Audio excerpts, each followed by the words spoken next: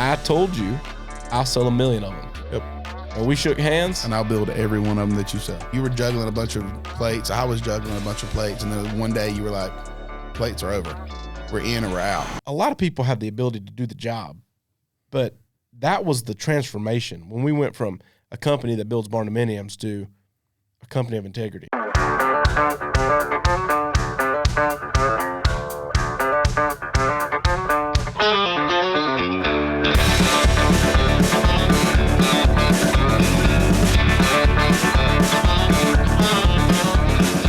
What's up, everybody, and welcome to the Barndo Show. So I'm your host, TJ, and I've got my best friend and business partner, Ross, here with me. And this is the first episode. So we're super excited to just jump in and kind of lay a little groundwork for what we're going to do with this podcast and the reason why it's here, and just tell a little bit of backstory about the Barndo Co. and how this whole thing got started and how we got to the point to where we are, and then dive in and just try to answer questions and provide some guidance for you guys. Some of you are in our build area. Some of you are in remote parts of the country tuning in, and we just want to provide you some solid foundation so that as you start chasing your dream of building a Barndominium, you got some guidelines and you got some information that you can lean into and make this whole thing possible. So one thing that everybody asks us is, Where did we start? Where did this thing come from? From a field, Yeah, in the middle of nowhere. Yeah, so it's like, what, 2021? Yeah. 2021, it's like post-COVID. I was coming out of a career and had been kind of working on my own for about a year. I had been in real estate for a long time, had a real estate brokerage, was doing some material stuff, been in construction my whole life. And I met with you, and you were running your roofing company at the time, and you also had a commercial construction company where you were building some of these buildings. Right. And so you were looking for land. Like, we had just flipped some properties, and you'd call me about a parcel over in. I used you. Yeah. That's how you can just give it till you get, right? You know what I mean? That's it. I just show up. I was like, TJ, I need this piece of property. Go get it. And you were like, okay. So anyway, we're standing there, and I just remember like walking through that property and thinking like, what in the world are you going to do with this piece of dirt? You're like, I'm going to build a Barndominium. And I said, wait a second, you know how to build those? And you confidently replied, absolutely. I build hundreds of them. Yeah. Build them all the time. All the time. Yeah. And then we literally got in a truck and drove about 20 minutes down the road, and you showed me one. I did. And I was like, he's for real. He really can build these. Yeah. And I told you I'll sell 1 million of them. Yep.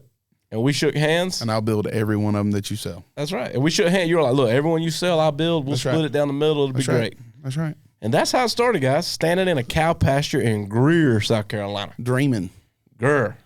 We were dreaming. So that was the start of the hard work. We thought we were actually like, this is going to be easy. Oh, yeah. It's a slam dunk. Not a big deal. Absolutely we nothing thought we could had go struck wrong. gold. Nothing could go wrong. Nobody told us. We were on an uphill battle from there. Yep. So I think we both laid some pretty big promises in the cow field that day. And, I remember leaving there and thinking, he believes I could sell 1 million of these. I did. And you were thinking, he believes I can build 100 of them. So that's kind of the framework. Inside story, guys. Inside story. The one I took TJ to was the very first one we'd ever built. Yeah. And it was like for family, right? Oh, God. Yeah. So it was trial and error, up and down and up and down and up and down. It impressed me. Right? The rest is history. You fake it till you make it. You did good enough to impress me. So, I was sold, hook, line, and sinker. Yeah. So I dug my heels in. I was like, where are all the other ones you built? You're like, oh, everywhere. We'll go look at those another day. Absolutely. Yeah. So we kind of launched that thing, and then they're all 2 hours away, though. Yeah. And we were building those way out, One day we'll go look at some of those. Yeah. But I think we kind of started there. We both were looking for something, a change of pace. We both were making money, but we're kind of dissatisfied, never content. And so we shook hands, and then a few months later we kind of formalized it, created an LLC. We kind of tripped a little while. We kind of toyed around with the idea. And you had some irons in the fire. I had some irons in the fire. And You called me one day and was like, "We're either going to shit or get off the pot." Can we cuss on this thing? Yeah, man, it's ours. Oh, my bad. Sorry. Roll with it. We're basically going to crap or get off the pot, and you pulled my car and was like, "Go with me somewhere." And wow. Yeah. Well, I remember we made the LLC, and I kind of started asking questions in my circle of like, "Hey, why don't more people build hundreds of Barndominiums?" They're like, "Because it's impossible." Yeah. And I was like, "Oh yeah, no, for sure. What makes that impossible?" And so the biggest thing was like, how do you build them, right? So that you can A, get insured, B, you could obtain traditional finance, which at the time was not even heard of. There was a few like remote banks around the country that would loan on these things, but really hard, really high interest, not a great program to build it off of, but there's no doubt. You pioneered the way on that one. Yeah, it was. I remember the day you called me and you were like, Fannie Mae just funded this, and you were like, "We're going to take over the world." And you were super. And I really was like, I don't even know what he's talking about, but we're going to take over the world. Yeah. So we kind of kicked this thing out, and in the beginning, the first few contracts we locked in were cash contracts, and so we jumped in. Neither one of us were like 100% in, but we were committed to try. And so I remember the conversation was like, if we built 6 or 7 of these things, it would absolutely crush. It'd change our lives. And so we were like, this is what we're doing. We formed an LLC. We went and rented a broom closet in Greenville. Had an office, baby. We was official. No. Let's touch into that one for a minute. So 5 or 6 was kind of the goal. And you called me one day and you were like, "We got to make this official." I was like, "Okay." So I went and rented a broom closet in a giant business park. I stole a desk out of the storage unit at the back, some room back in the back, and a chair that looked like it had been torn up by a Rottweiler. I put you in a room and you were like, "I need a whiteboard." And I walked down the hallway and was like, "This one looks good," and brought it in there to you. And I remember thinking, because at this time I was still running Roofers, my company, and I had some confidence in my company because I had an income coming in from a different source. And I sat you in that room and you're like, "I need a computer." And I went to Apple, got you a computer, and I was like, "I'll be back." And that was the moment where I was like, this is sink or swim. He'll figure it out or not. And I didn't, for me, I had no invested interest other than $500 for a rent in some little room and some stolen objects in an office. And I don't know, how many days was it after that? You called me and was like, "You need to come in." Yeah. It was about, I don't know, 30 days or so it went by. Yeah. And I'd been working in that office, and I carried on with life, guys, just so you know. we just went to work. I started doing some like organic marketing, and that's kind of what I've done my whole life is marketing. And so started running some campaigns, doing stuff, getting some interest in people, build a website, got some positioning going. I've got a really good friend who's like an SEO genius, and I was telling him I was painting this big vision. He was really excited, so he started running with that, and the phone just started ringing off the hook. And so I did a couple of videos on Facebook, and everybody I talked to was like, "We want to do this." And I was like, "Great." So I just started writing names on the board, and started trying to figure out like, okay, what do we do? So like we were like drawing plans on graph paper. We were, it's like, I don't know what to do now. I know you want a barn, and Ross can obviously build it. Mm-hmm. So let's figure this thing out. So it was just a bunch of yes. And then there was a day where we created this like funding, like people come in, we create a set of plans, and we were like, people were ready to sign contracts. So we created I created a contract, had them sign it. They're like, "What's next?" I was like, "Well, you got to fund it." And they're like, "Well, how much is the fund?" And 40% just rolled off the tongue. I was like, "This is what we do," which that's what we still do for cash contracts. It was really a great system. Like it was a perfect amount to get to know that these people really had the money to build, and also for us to be able to go in and pre-purchase a lot of the things and kind of lock pricing because we were on the tail end of COVID, and so materials were like a roller coaster. We couldn't have opened it at a worse time. No, it was terrible. It was the best and the worst time. No, for sure. And I just remember that day I called Ross. I was like, "Ross, man, you need to come by here. We got to go open a bank account." And you're like, "Why are you stressing about this bank account?" And I was like, "Because our attorney has over $1 million of earnest money, and he's upset because he can't release any of it." And then You were. I passed out. Yeah. Ross is like. My truck stopped in the middle of Pelham Road, turned around in a U-turn. I don't even know what was going on. I just went like full shock and drove up. Pulled up, ran into this business park area in our little broom closet, opened the door, and there was names stacked from top to bottom. And I was like, we're going to prison. We're going to prison. Yeah. So I was terrified. No, and so was I. It was that point where you had pulled my car and you were like, you're going to build them. And I was like, oh my God, what are we going to do? It was a turning point in our company. Well, we did what anybody would do. We broke ground. I walked out of that room. The bathroom was beside us. Even TJ don't know this to the day. The bathroom was literally, they put our little broom closet beside the bathroom for the entire building. And I walked out of that room with all those names. Our attorney had the money. I walked in that thing and sat on the toilet and started praying like, God, if there's ever a time that you should be listening right now, this is it. I was terrified. Yeah. Well, I mean, it was a situation where you had blind confidence in me. Yeah. I had blind confidence in you.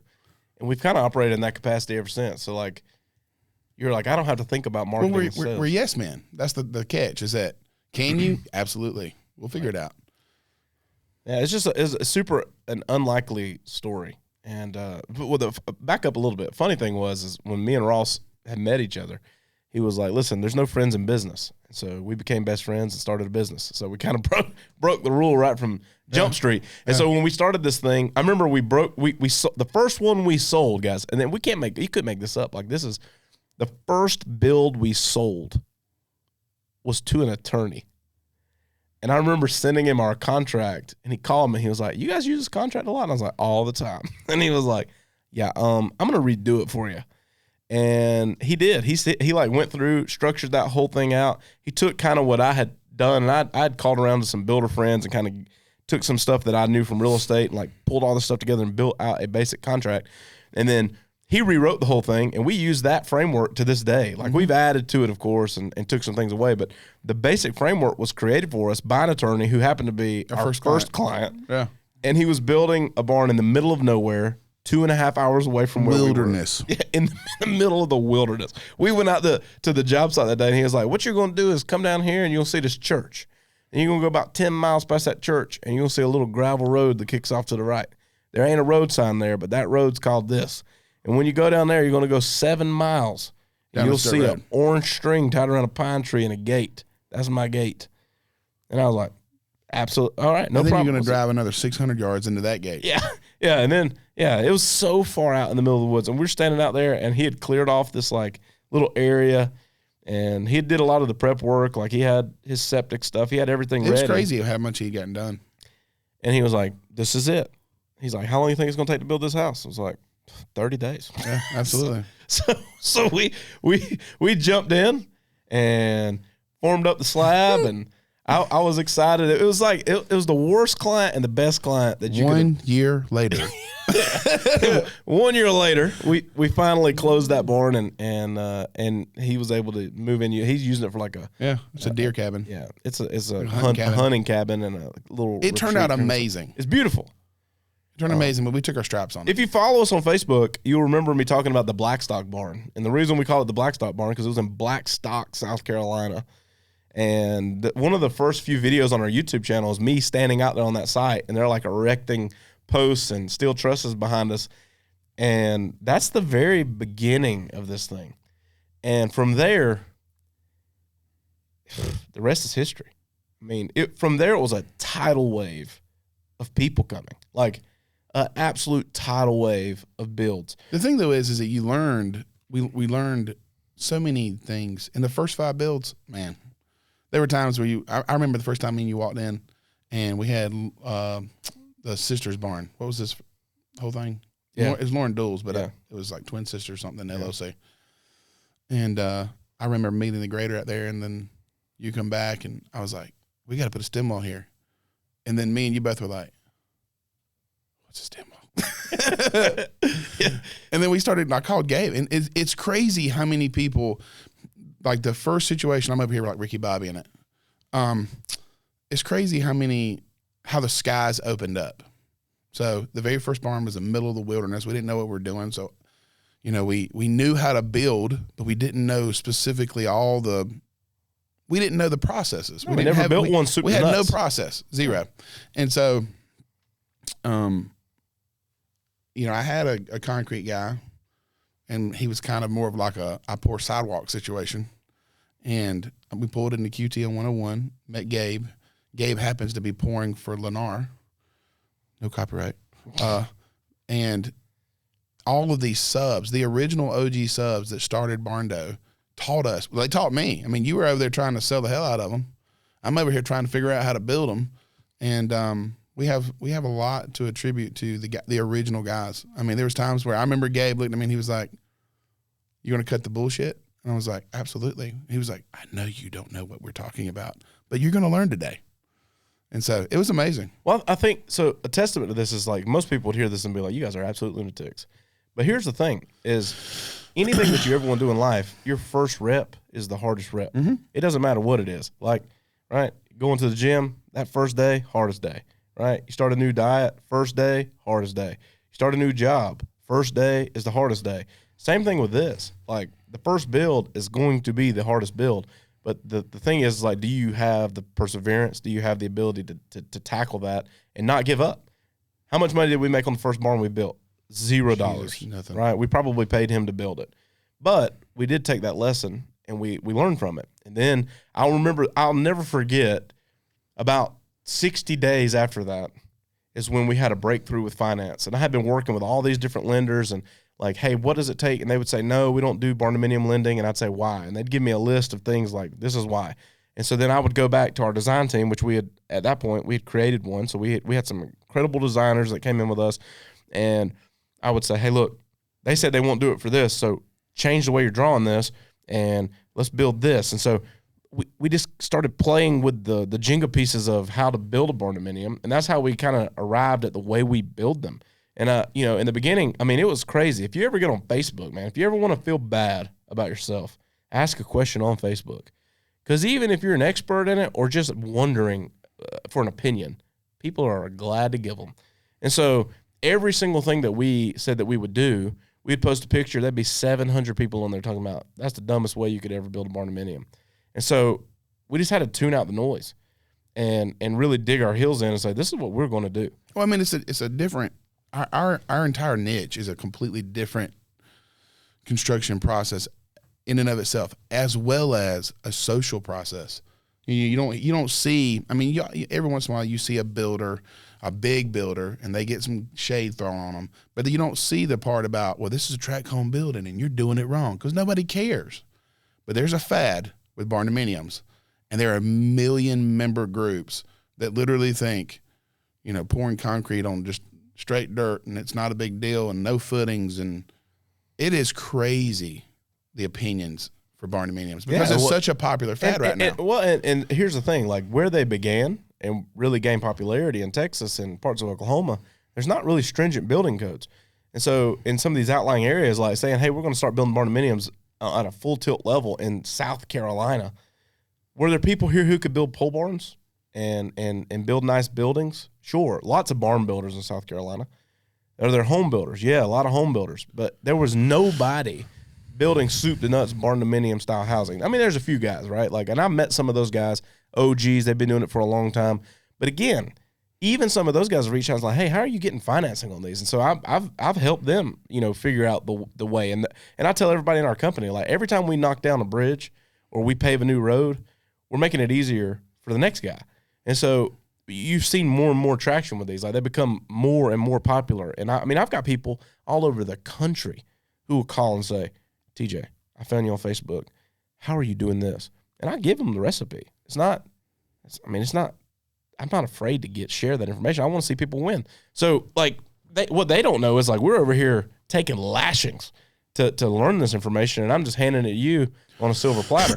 And so that's kind of how the beginning was very tooth and nail. We didn't know what was involved in going soup to nuts, but we knew we could give people what they wanted. It was on every level. Financing was an issue. Construction was an issue. We ended up having to get supersets, structural sets of engineered plans. Engineers were involved in it. Then you'd have a local county building official come out there and go, this ain't right. And you're going, yes, it is right. We have a set of plans that say this is right. I mean, it was a fight from the beginning. Well, I honestly, everything was a fight. I think the reason why we had success is because we were too dumb to know better. Oh, I know. And too stubborn to stop. And so every time we encountered an objection, we would just find a solution. Well, I think it's the same thing, like going back to personal stuff. So you were juggling a bunch of plates. I was juggling a bunch of plates. And then one day you were like, plates are over. We're in or we're out. And then to touch base on what you're talking about, you know, we were too dumb not to stop. We couldn't stop. We had everything invested. It was do or die, feast or famine. We either make money or we go home and starve. Yep. And when that's desperation makes you do some crazy stuff. Yeah. So that's in a nutshell how we began. So there's 5 people. Really, there's 7, but 5 of them were finance clients. 2 of them were cash, and they were very easygoing. Mm-hmm. So between the Sisters Barn and the Blackstock Barn, there was no pushback from the client there, but it was cash funded. It was a little bit smoother road. There weren't all these obstacles in the middle of like how getting draws and how funding comes in and all these different things. You didn't have any outside noise. Well, we were really transparent with them as well. Oh, for sure. I mean, they knew. But again, it was a 2-person contract. It was us and them. Mm-hmm. And then when the first 5 finance barns came in, it's beautiful. They're beautiful barns. Like some of those barns are like the top selling. They're still posted on our website. People lose their mind over them. And those clients came in, and it was like every single thing that could go wrong went wrong. And we learned very quickly, like, what expectations are of a homeowner who have sold their home, bought a piece of land, they set up a camper, they've poured every dollar of their life into building, and they're there every single day. It wasn't like, hey, we had some money laying around, and, you know, those first 2 were like, one was a vacation home, one was an investment property to flip. Like, it's a different element to versus I live in a camper on this site and I'm watching you every single day, and this is my hopes, dreams, ambitions. Everything that I've ever thought of is in this house. Every sacrifice I've ever made financially is reflected in the money that I'm giving you, and boy, oh boy, did we ever learn. And so that is when, you know, kind of when that happened is when we subscribed to something different. And what we realized is this is a perfect setup to completely destroy us. And so we leaned in pretty heavy, and we took a trip and made a commitment to each other, and we joined this group of guys, the program. If you subscribe to us at all, you will hear us talk about this. Like the program changed our lives as individuals, and it gave us a foundation in which we could build a business on. Because, you know, I remember going to the first time I ever encountered that. I went there and was like, guys, I need to figure out how to make money and build a business. And the guy that runs it, Nick, looked at me and was like, I built a businessman, then a business plan. And so the hard work was the self-work of what's required, you know? And so we bonded on this element of truth. And so it started personally, started at home, started with like how we show up different for our families. How do I show up different for you as a business partner? How do I show up different and do hard shit, right? So none of it was given. None of it was easy. But what are we going to do when the fire's up, right? We want this to succeed, and what are we willing to do for it? And so as we encounter more and more people, there's a moment there to where all you hear is negative feedback. And it's because when things go good, there's not a lot of noise. But when something goes awry, that's all there is. And so the focus becomes all your failures. And so in that, and if you're a builder out there and you're in this process, or you jumped in and you got scorched and you're kind of on the retreat side of this, you can't stop. You can't stop. And it never gets easier. It's just your ability to like overcome and adapt to it. So if you were to poll, we've done about 50 barns now, completed, soup to nuts, turnkey. And we've got over 100 in production. There's 100 active right now. Yeah. So I think 101 as of yesterday. Yeah. So there's tons of active, and there's over 200 additional people in some form of design or process with us. And you hear that and you're like, how the heck do you build 200, 300 barns in a year? You start with one. Mm-hmm. And you scan the obstacles and you figure out, where did I go wrong here? How can I get better here? And you're going to take some lashings. And so if you were to poll the audience of the barns that are complete, the first 5 people have a completely different perspective of what that experience was like, who we are, and what they would say versus people who, we just handed keys to last Friday. It was infancy. Our business was. Oh, dude, 100%. But here's what I could say. I've never had anyone who said I received a home and I didn't get what I wanted. Now, it may have took a different path to get there. It might have been a lot of ups and downs, and there might have been a lot of going around and around because we didn't have those processes. We didn't have those things. And those clients helped us build that. And so now we can sit here from a way more confident standpoint and say, this is what we offer, right? This is what we can do for you. And we can do it confidently. And I remember the time, like when we came back and we had, put in this hard work personally. We're developing ourselves to be able to run and operate in this business and live in truth, and the left hand and the right hand know what's happening at all times, and no more BS, right? Like we shoot it straight with each other, and we always have since that very moment when we called each other's bluff. And in doing that, we realized this is bigger than just 2 dudes in a truck. And so we knew we had to start building a team. Yeah. And so in 2022, in like April, we hired our first person, and they came to the broom closet. We added another desk. And so we were in this moment, and we hired another coaching group, and we sat down and we built out these core values. And those core values was the beginning of the best that was to come. And so when the vision got clear, our processes got more clear. Our deliverables got more clear. Everything, even to the point, it felt like every time we hired a coach, they pulled our card, and then we were like, are we these people? And then a day later, we were like, we're absolutely these people. That's it. And so the foundation of anything good is built on who you are. And so I remember sitting in a room and writing on the board everything we stood for as individuals and how in the heck could we turn that into what we stand for as a company. And we spelled out Barndo, right? And the B in Barndo stands for being the best at everything we do. The A is always growing. The R is really loving what we do. The N is never stop giving. D is doers. And the O was our legacy. Legacy is what drives us. Right? I want to build something bigger than me. I want to leave something that's a lasting impression. And we started operating out of that.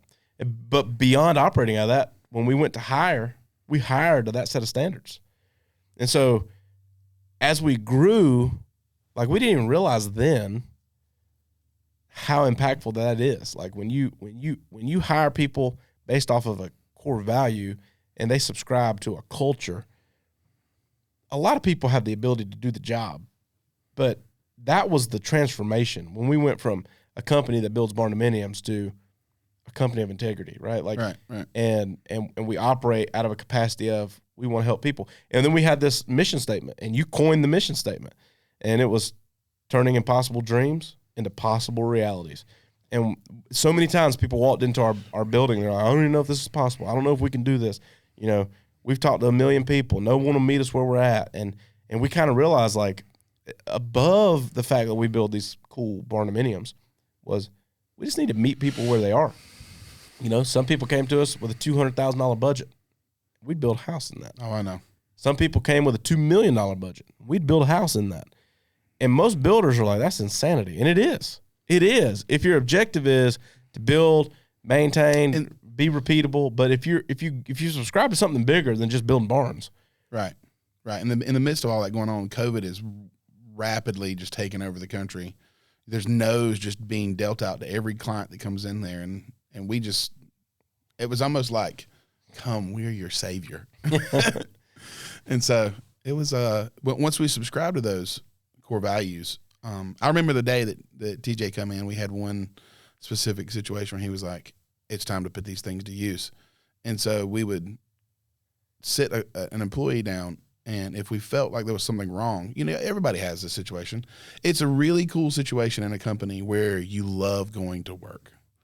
I don't think I've ever had that situation, ever. Have you? No. I mean, literally Sunday evening, even in my own company prior to this, I'd be like, Monday's tomorrow.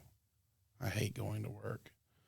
And then we started this company, and as the company grew and culture existed and employees subscribed to it, man, it was like, I'm going to work tomorrow. I'm leaving my house and we're going back to work. You know, Sunday night was a anticipation for a joyful event Monday morning. 100%. Even you were like, are you ready to go? Put this music on, pump it on the way to work. Yeah, it was surreal to be a part of something so much bigger than yourself. Yeah. And so, but like, let's fast forward for a minute. So we that's crazy. That's our crazy story. And we talked about like the lashes and getting on this, but here's some fun stuff. So I remember we started hiring people.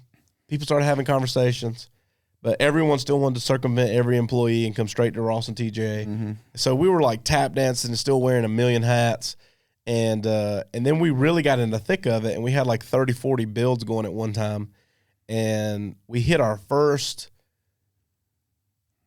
Thanksgiving to Christmas hell weeks.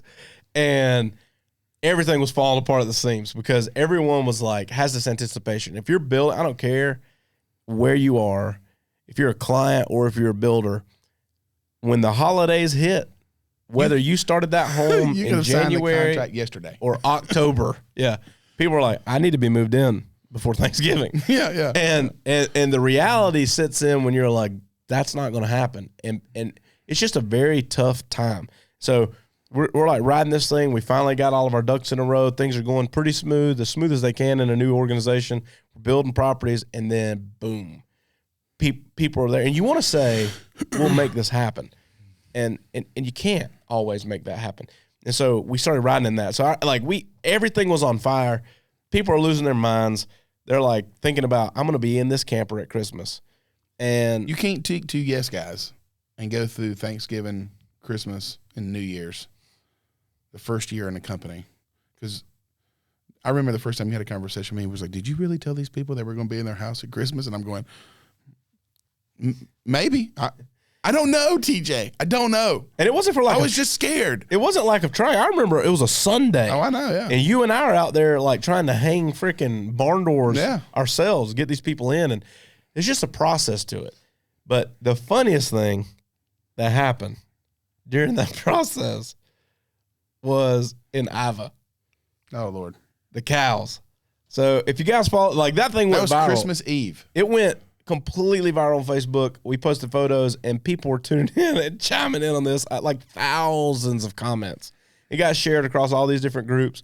But this is the stuff you can't make up, right? So we're in the middle of this thing. We're trying to make sure that we can build a sustainable company. We've taken on new employees. We're trying to make payroll. We're trying to like get these barns built. We're trying to bring something new. We're learning and like implementing and changing and like all this thing's going. And then not only that, but we had 5 or 6 clients who are losing their minds because Christmas is here and the reality of spending it in a camper again is like crushing them. And then in the midst of all of that, we had the coldest day in South Carolina history, I think. I've never seen our local lakes freeze ever in my entire life. That day they froze. They froze hard. We had pipes bursting on a job. It was insanity. We were up there in the mountains, like trying to like deal with that problem. And I remember the phone rang and you walked away. We're out there like chest deep in mud and you walk away and you came back and you just had this look on your face. Like, I don't know how to say this. I said, what happened? And you were like, cows. Cows happened. So tell that story. So what ended up happening was we got a phone call. We were standing in the middle in the mountains dealing with a pipe burst. And this is literally Christmas Eve. So just so we're clear, both of our wives went through an immense amount of hell week, hell everything, because we're literally trying to juggle these plates of chaos. Chaos has erupted, and they're expecting us to be home for Christmas, and we're over here like, if we leave, we're going to lose everything we got. And phone rang. I think it was Eli. Mm-hmm. And he called me and said, I'm going to send you some pictures. The house has been damaged. And I said, okay. And he's like, cows have broken into our house and destroyed it. And my brain heard cows have broken in my house and destroyed it. But my logic was like, ain't no effing way. It's not even possible. I don't even know what he's talking about. And I was like, we're literally knee deep in mud, and I'm like, just send me the pictures. And so I'm standing way down in this yard, and as I'm walking up to TJ, I receive 7 pictures. I'll never forget this. The insulation, this house had already passed roughs, passed, all of the We were ready for inspections. drywall. It was ready to be hung in drywall. The mud was in boxes in there. They literally delivered it, and sheetrock was stood up on delivered. And cows had broken into this house and eaten everything from the head height of a cow to the floor in insulation. And they defecated in every room, every spot in this house. Flooded This house in cow shit. And my eyes were like, no way. No way. And so then I walk up to TJ and tell him, like, I'm in shock. Like, I'm in complete, utter shock because from the exterior of this home, it's finished. It's finished. If someone drove by this house that day, they would have looked at it and said, it's a finished house. No big deal. Siding's up, windows are in, doors are in, lights are on.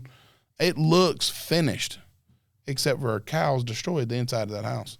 And they broke in. They turned it into a barn. Oh, they did. No longer Barndo. It was a barn. And I think Derek, or I don't know who the first person on scene was. I think it was Derek. Well, the funny part, this is the funny part, is the client is going, what are y'all going to do about this? Yeah. And we're like, oh, yeah, for sure. We'll, we do this. We handle this kind of stuff. I guess we'll come scoop. We didn't know what to do. Cow crap out of your house. And so the whole thing, but here's where it took even crazier, is now the neighbor whose cows they were is angry because what happened to the cows? They're all dead. They're all dead. They left the house. They vacated the house out. They come in. I think they came in the back door, kicked in the back door or something. It was a plug. It was a brand new house. It didn't have handles on it. It had plugs in the door where the doors were shut. Somehow, it was a very, very cold snap. I think it got down to like 7 degrees that night. And a vehicle had ran through the fence of his pasture or some crap. Cows got out. They're freezing to death. They find the Pierce residence, which is now Cow Plaza, and kick in the back door, and they exit through the front door, and not a golden brick road, but a cow patty shit fest. And it was insanity. It was insanity. Mario showed up that day. Mario left and went down there, and he was like, Ross, I don't even know what to say to you. Yeah. And so they left. The cows left out the front door. They went about a mile and a half down the road, and they ended up dead in a ditch. And I think it was like 7 or 8 cows. We didn't even care. We were just like, our house is destroyed. Who's paying? Well, the good thing was we were just neck deep in stress. So now we had to navigate. What does it look like to clean up behind cows? What's entailed in that? I told the house that we were at where the pipe burst. I literally showed her and was like, I'm going to have to go. And she was like, you just go deal with that. She felt sorry for us. It was terrible situation. It was a terrible situation. But they didn't make it far though. They died. Oh yeah. Well, you told me you were like, those cows are gonna die. Yeah, I knew they were. No, they won't. They'll be fine. No. They were 100 yards down the road. They were stuffed full of insulin. By the time we got there, them things were like bloated out, arms stuck up in the air. Yeah, I was just waiting like P to show up in our office, But look, there's no short. Short story now is we install edible fiberglass insulation now. Nah, I'm just playing. No, we went to spray foam after that. We were like, I don't know if they can plug spray foam out. Yeah. But here's the thing is we don't have any shortage of those types of stories. It always happens, and it always happens this time of year. Something happened this year. Yeah, the car. Oh yes, completely finished. I was home. Sitting here thinking about what happened this year. Completely finished home. Yeah. Ready for CO. Like that was a God thing though. I'll be honest with you. If they'd have moved in, then people died. Mm-hmm. But completely finished house, CO'd it. Doing punch out work. I got a phone call that morning. Mario called me, sent me a picture, and the house that we built is not a drive-through. So they entered through the corner of the wall and exited it through the back of the house. And it was like a young firefighter. Yeah, he was responding to a call 3-4 o'clock in the morning. Yeah. Crazy thing was he hit it right in the bedroom, and I promise you guys, it is a God thing. He was going at such a rate of speed. We always, when we build these houses, we always, say, hey, the houses are rated for 130 mile an hour winds, and they're super sustainable. But you can't fight an SUV at 85 miles an hour. You just can't do it. I mean, he hit that. I'm surprised he survived it. He sheared a 6x6 pole in half and peeled a half-inch steel bracket, bolted down to the concrete, completely out of the concrete. I don't know how. No, they extricated him out of that house. Yeah, I remember getting that phone call from you, and you're like, "Have you seen the pictures?" I'm like, "What pictures?" You were like, "Just go look on them. Pull up Slack and just look." And I was like, "Oh my gosh!"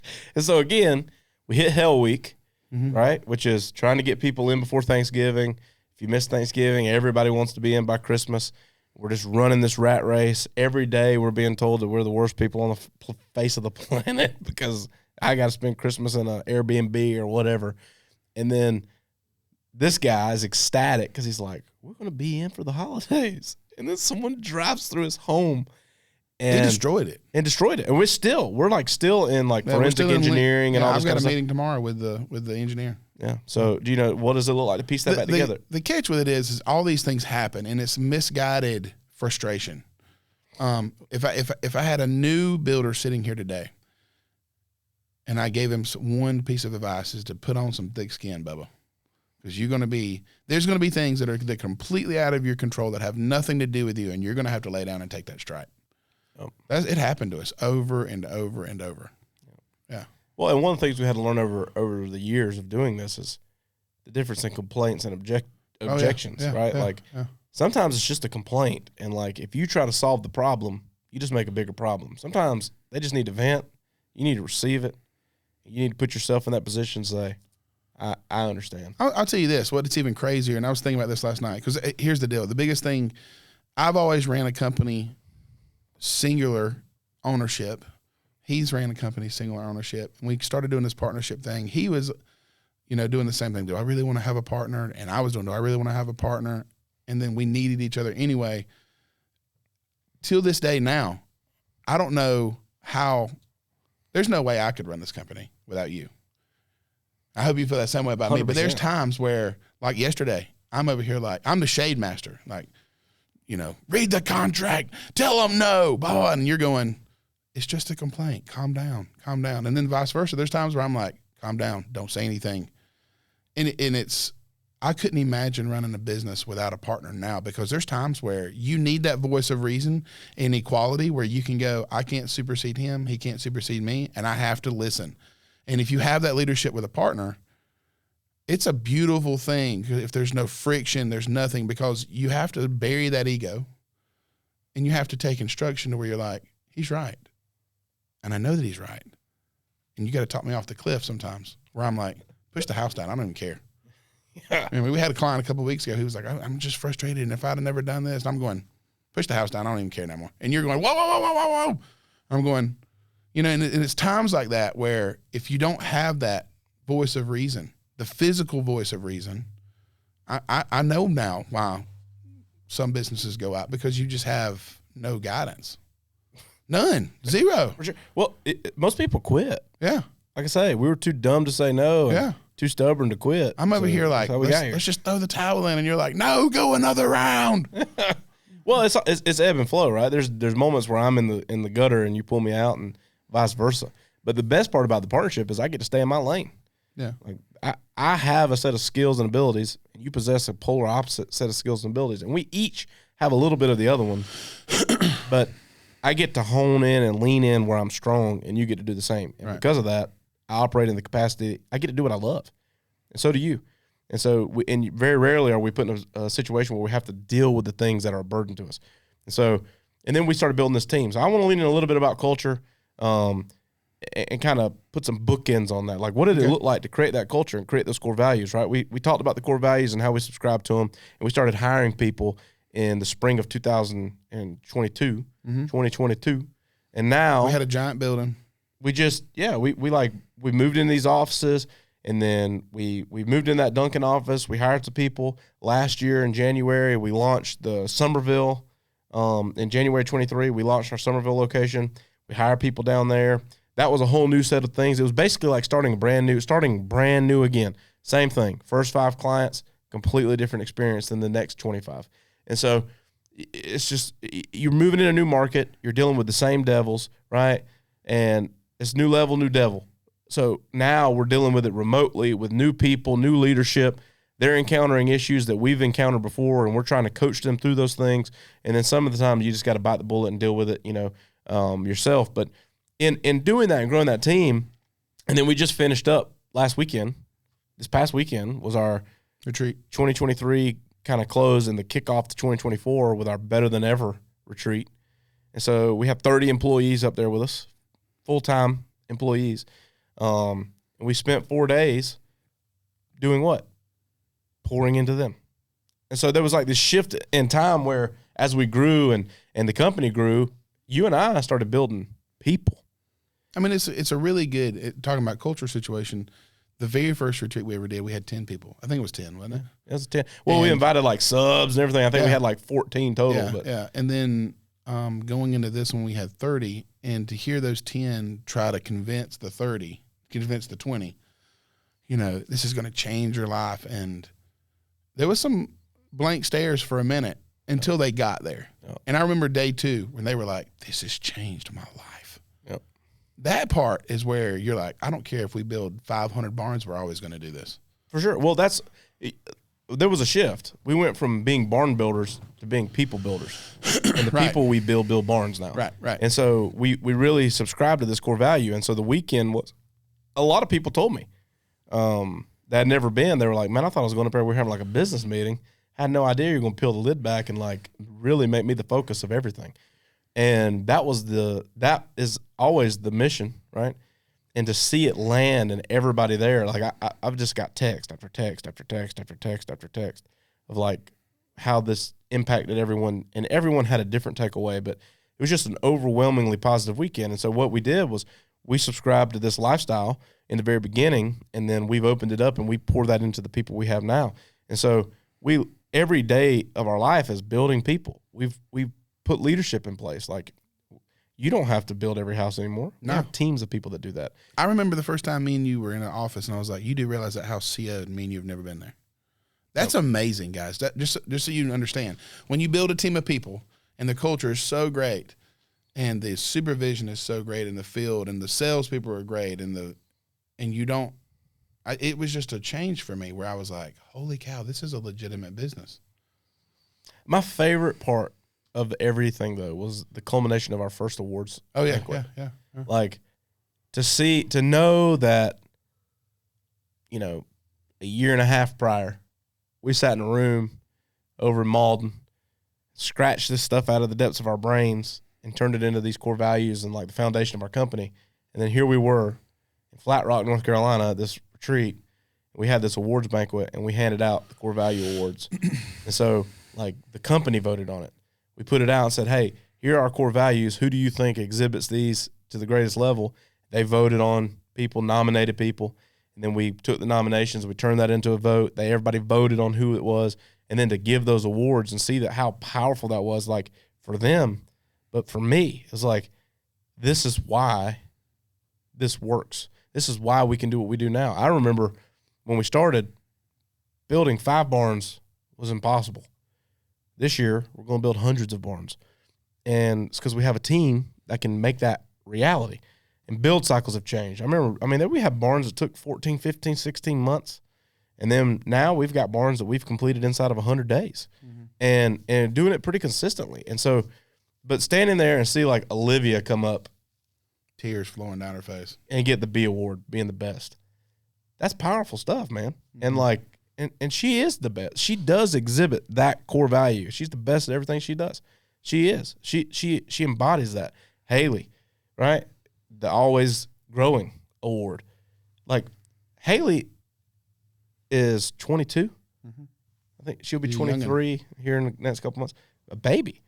She came in, hired. She was hired for one thing. She got promoted. She kind of ran with me as my executive assistant for the last 9 months. But she runs the show. Like, there's not a piece of information in our company where people don't feel like they could ask Haley and get the answer. And to see her evolve into that and get that award was killer, right? And Derek Derek, I think, has sat in every seat that you could possibly sit in our company on a production side. No doubt. And dude's just a ray of sunshine. Like, he's excited. He's a go-getter. There's never moments where I think Derek's, like, checked out. Like, anything we asked him to do, if he needed to go shovel cow crap out of the house, he'll do it.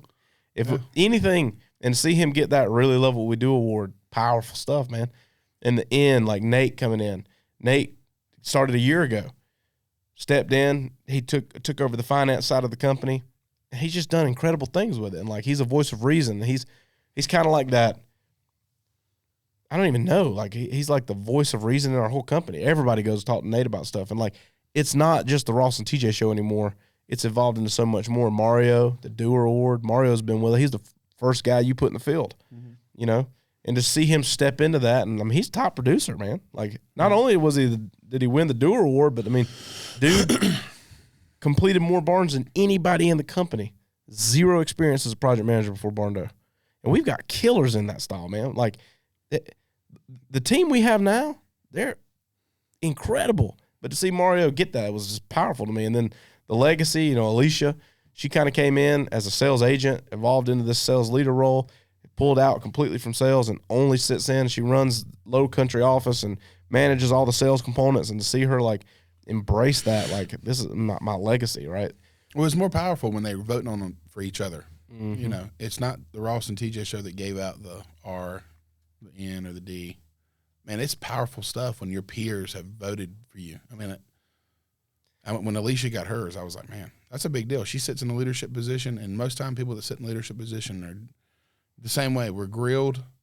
They hate us because we're holding the stick. You know, we're holding them to the fire.